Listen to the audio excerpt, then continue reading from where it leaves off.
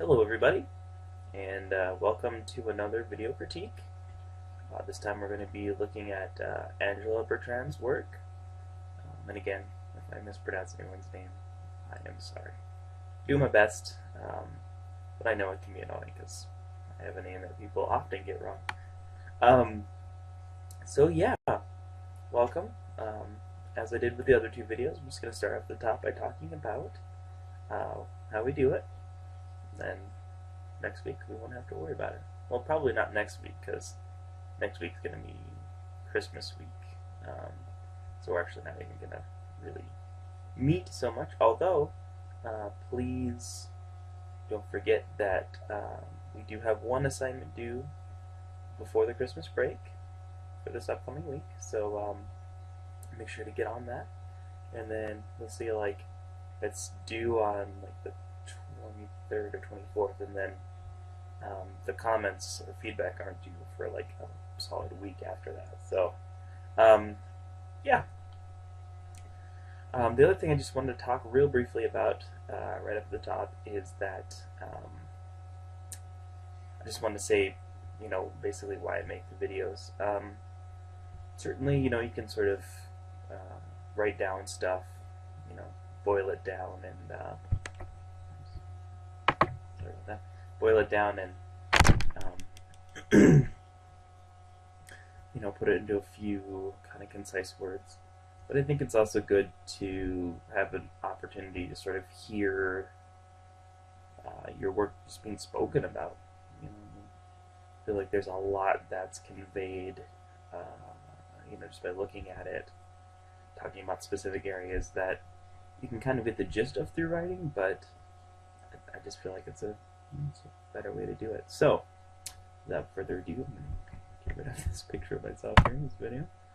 And let's talk about Angela's work. So, oh yeah, I said I was going to say it and then I didn't say it. As usual, I'm going to go through, we're going to look at the images just in terms of how they function as images, and then we're going to go back and talk about, we're going to talk about how they fulfill the requirements of the assignment. First off, yes, I like this size. These are actually even, I'm not going to complain. I like this simply because it's, it's really easy to look at the details, and I can very easily zoom in on them if I need to, kind of get in there and be able to look at where your focus is and everything.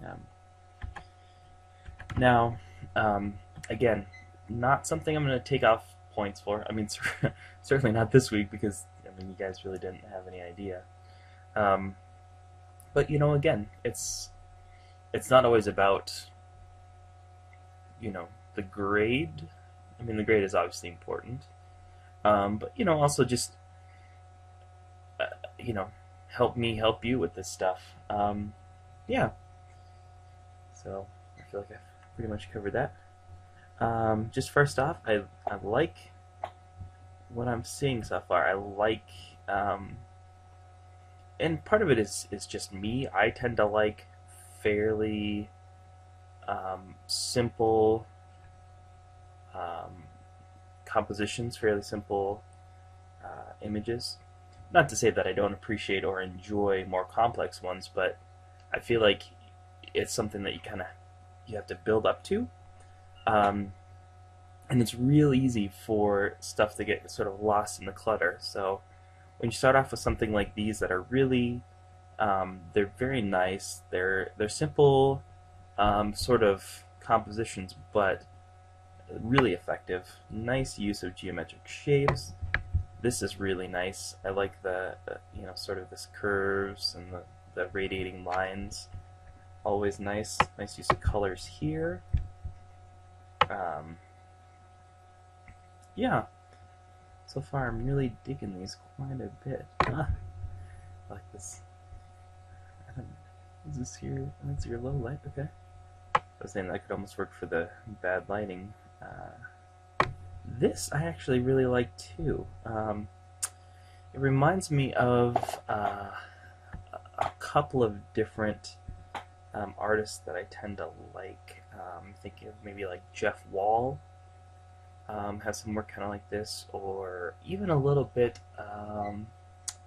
What's his name? Philip Lorca de Corsia has awesome stuff like this, but I tend to like this. This is really, you know, these nice, again, geometric, you know, very geometric shapes in here. It's well put together, and then there's just something nice about like the numbers and sort of this leads your eye up and this goes over, and it just sort of feels like it.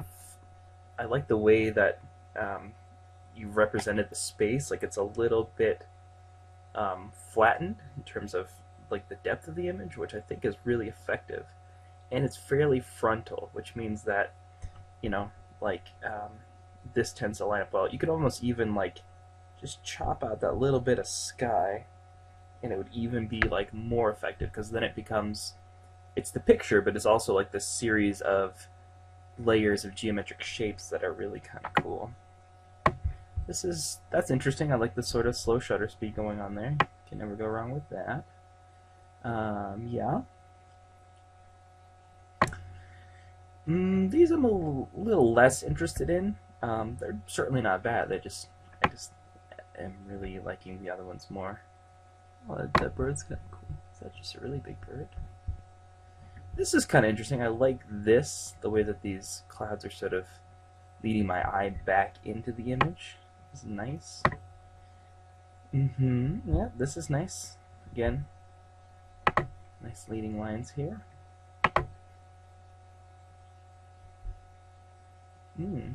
This is also sort of cool. Alright, and then these are your flagged images.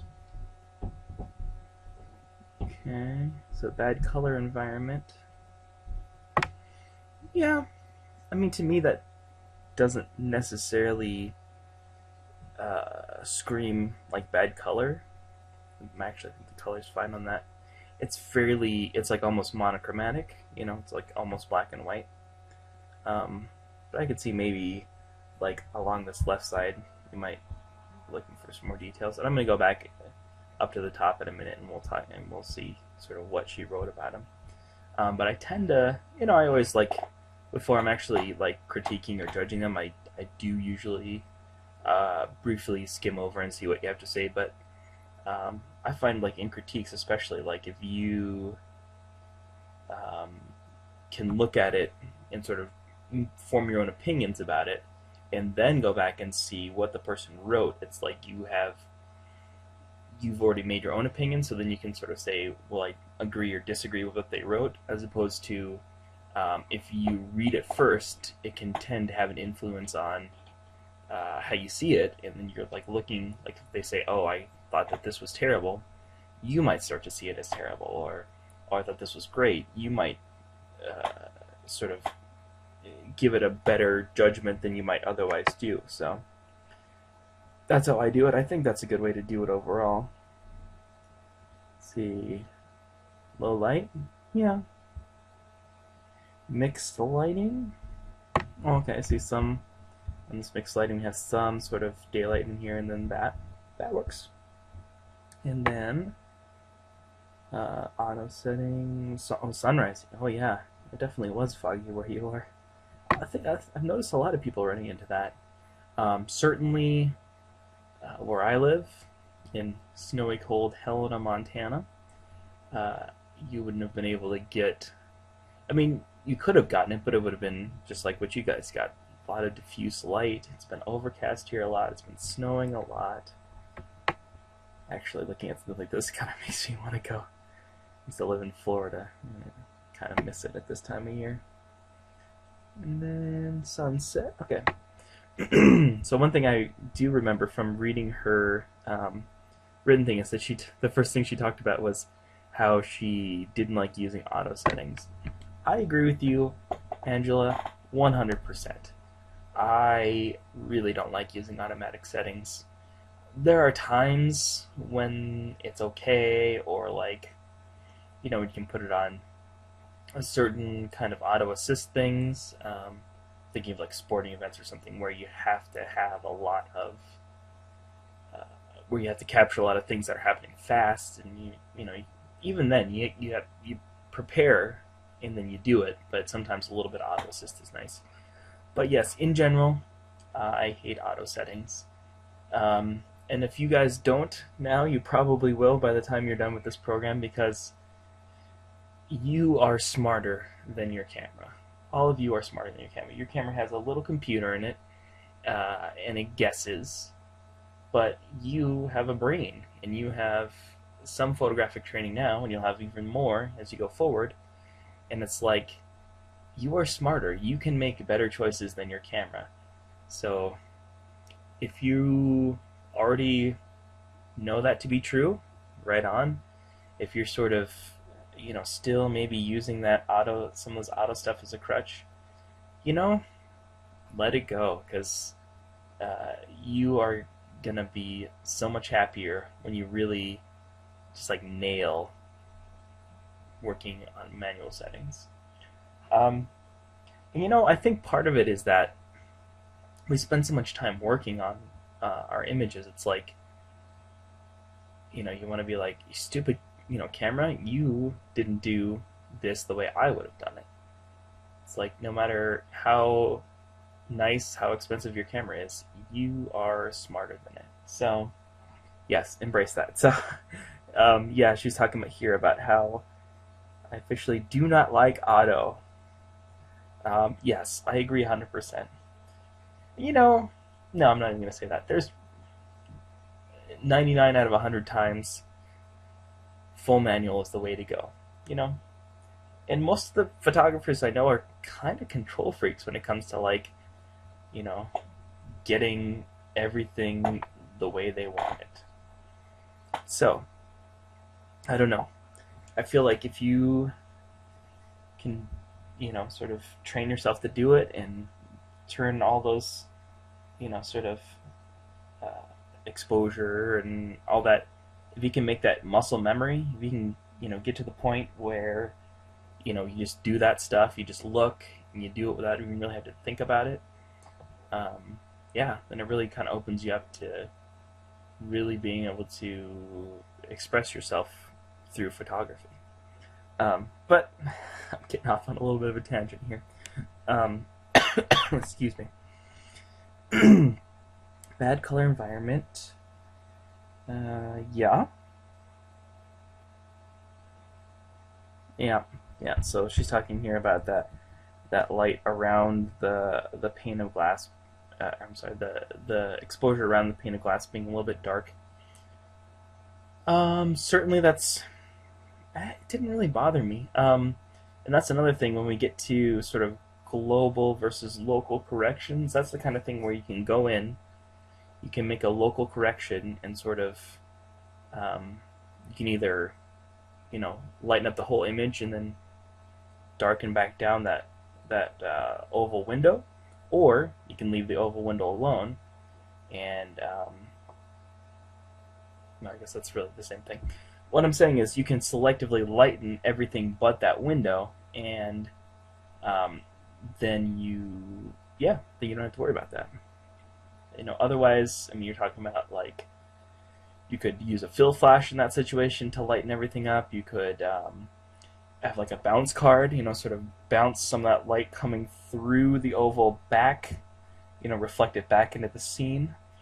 Those are both totally valid ways.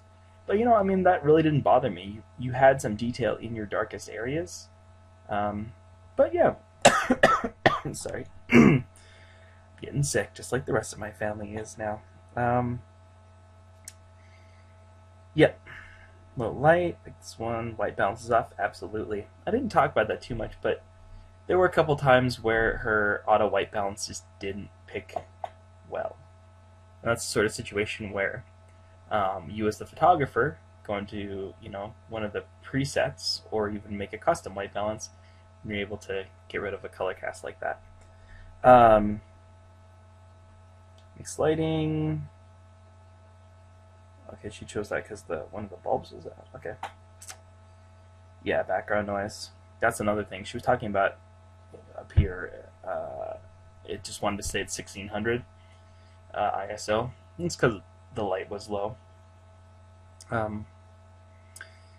Yeah, and your camera's going to try and bump up that ISO as much as possible. And the result is noise, is pixelation, is all that stuff. Yet another reason why you'd get a tripod, set your ISO at 100, and take a long exposure and not worry about it.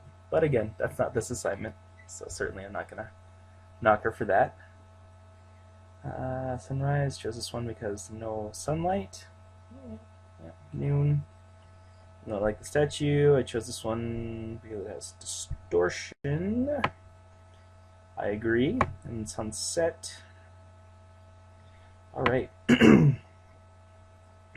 Overall, great job, Angela. I really thought this was nice. I like everything you're doing here. In terms of most successful image, I gotta say, I like this. This is really cool. There's a lot of things that I think you're doing really fairly well here. Least successful. That's tough, because I haven't really been doing that with everybody. I tend to do that where I sort of single out the least and most successful. It's probably going to be one of these. In here. You know, I mean, they're certainly not bad. I just feel like it's kind of in between two things. And I think I get what you're going for here. It's like you were trying to actually shoot the sunrise, which is totally not a problem. You don't, with this, you don't actually have to shoot the sunrise itself as much as, just shooting in that lighting condition. But, this I just feel like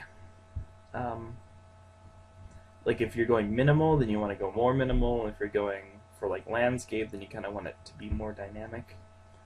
But yeah, overall, I thought you did a great job, Angela. Yeah. So now we've come to that time at the end. I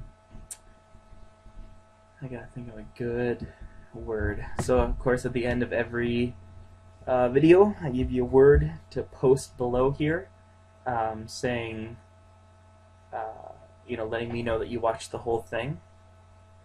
And what do I want to put here? That's sad. I'm just like looking around the room for something to say. How about old lady? Right? It's going to be a statue of an old lady. So OLDLADY. Old lady is the word to let me know. Simply post it beneath where you see the link to this video on our classroom discussion.